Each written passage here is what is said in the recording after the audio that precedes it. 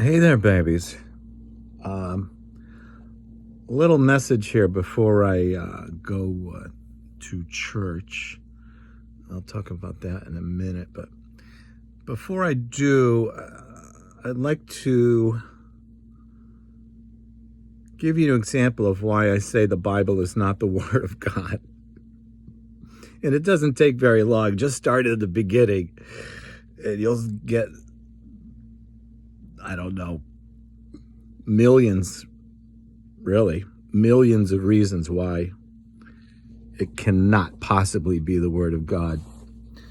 Now, there are parts of the Bible that have absolutely life-changing verses in it, but it's up to us to figure out what is life-affirming and what is clearly a creation of various communities that used stories and ideas about God to deal with moral judgment, etc. Well, start off with the Noah's flood.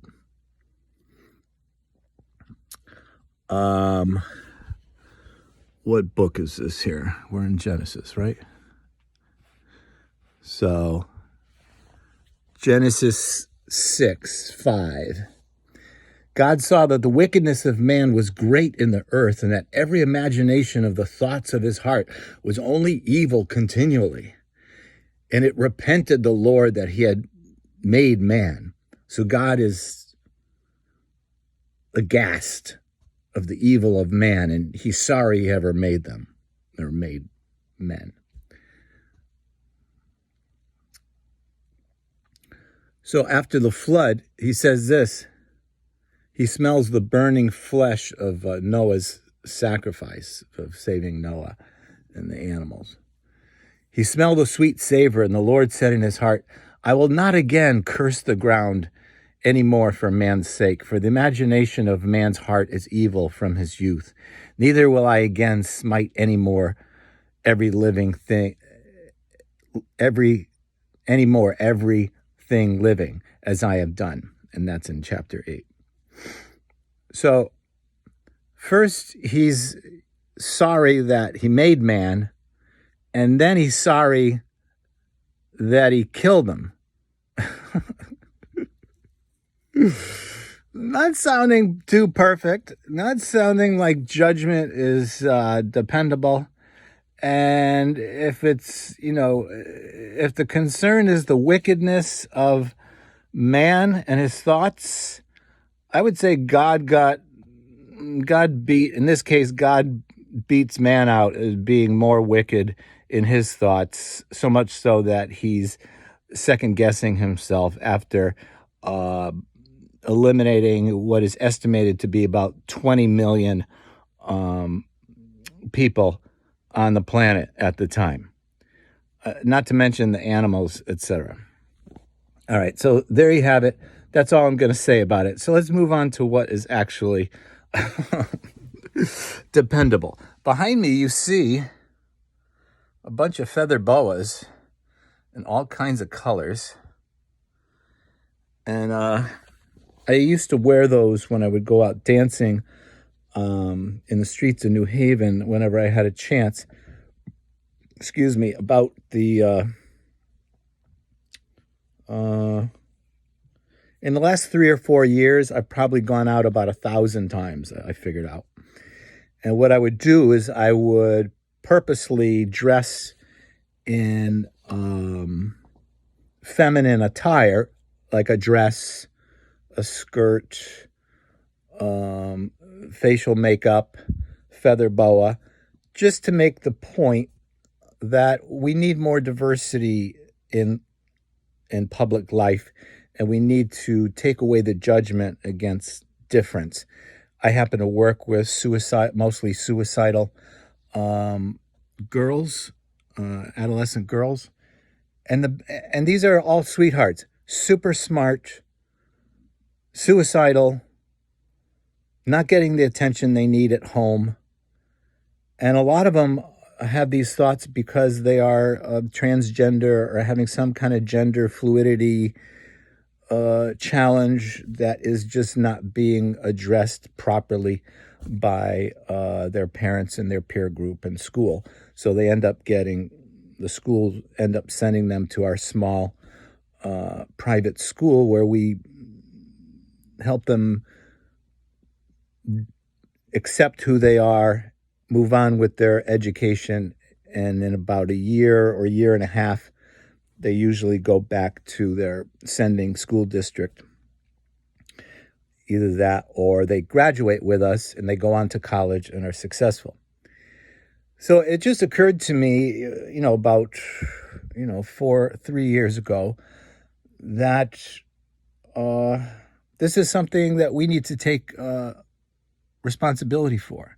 In society, we don't accept these diverse presentations that are gender bending. And by doing that, these precious, innocent young kids are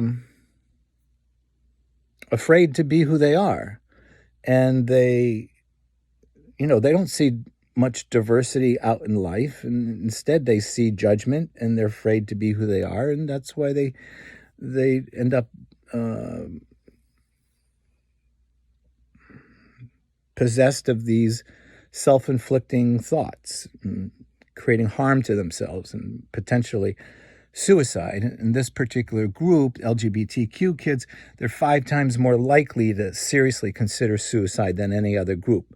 So that's our fault because we don't do enough support in a positive way where it actually will make a difference, where they can explore safely who they are in life and still want to live.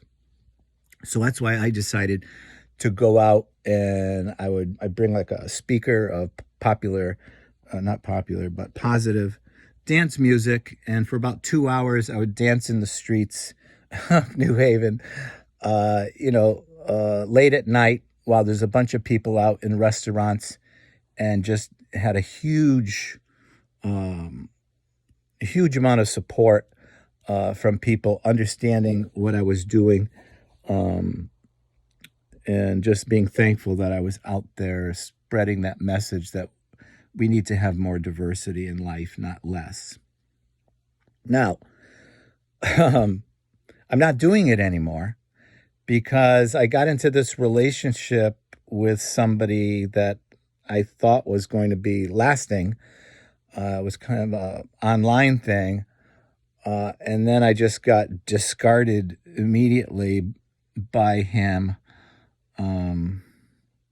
like for no good reason. It was just came out of nowhere.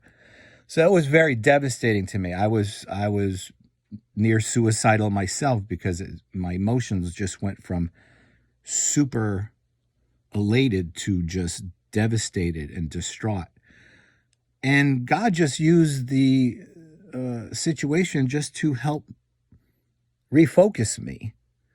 And so I'm not saying I might not go out in the streets wearing a dress and eye makeup and lipstick and feather boas just to make a point and just to get out there and educate people that, yeah, people can be different than you, and your judgment is actually creating suicide in the world. And when they talk to me about it, I say that's exactly the first thing I say to them. And a lot of people understand what I'm doing without me even saying it.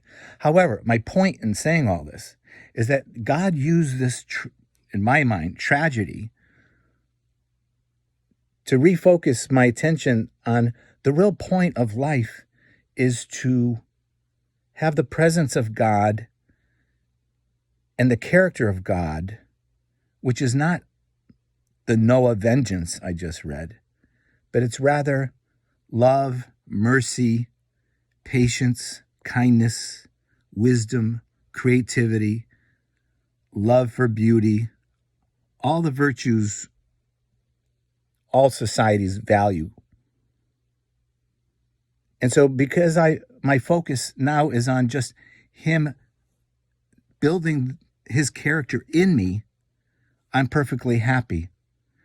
And I even have like some money that is potentially I lost, like thousands of dollars that I'm trying to get back And I really don't care if I don't get it back. Why?